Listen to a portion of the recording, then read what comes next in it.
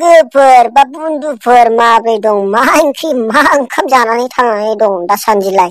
नै नोंथांमोननि सिगाङाव आं संग्रा मंग्रा मावजि बुन्दा नार्जारिया 4:30 जानाय लोगो लोगो संसारफ्राव बिरबायलाबायनाय माखासे असदा गरम गरम मिनिनानै थाबैबा मावग्लुंलायनाय खौरांफोरखौ नोंथांमोननि सिगाङाव लानानै फैलायबाय। थ' बिदिब्ला नोंथांमोना खौरांफोरखौ खोनासंलांदोलाय।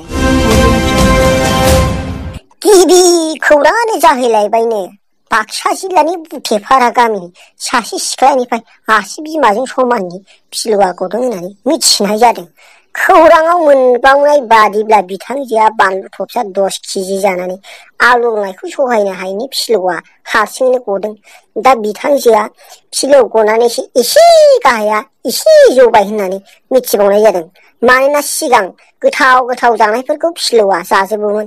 बिनिखायनो जाय बिथांमोननि उदैयाव फिलौ दं बे बिथांमोनहा बानलु 20 केजि 30 केजि जानानै हो अब्लानो फिलौआ हारसिङै गगोन होननानै बिथांजोआ फोरमायबावदों।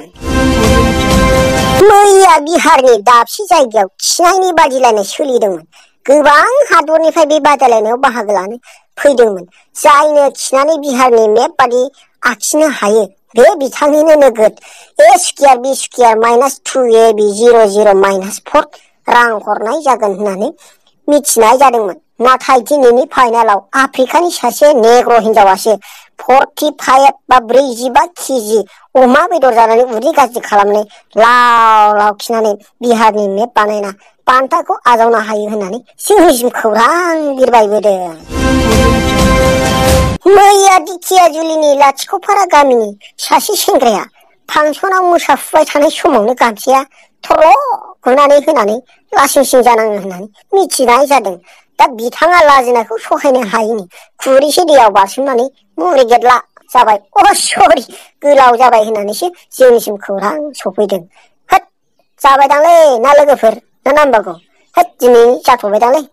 थ' लोगोफोर दिनैनि खौरांखौ खिनो ओंखारनाय हासुनो ओंखारनायनि थाखाय बेखिनियावनो दोनथ'लायबाय। ओइ र' दसे ससे दंबावोलै। दा भिडिअखौ नायनानै मोजां मोनदोंब्ला लाइक शेयार कमेन्ट लोगोसे चेनेला गोदानबा साबसक्राइब खालामनानै होदो ना मा होनो लोगोफोर? जाहाथे गोदान भिडिअ हगारब्लानो नोंथांना गुरब्लानो जाहैग्रोयो।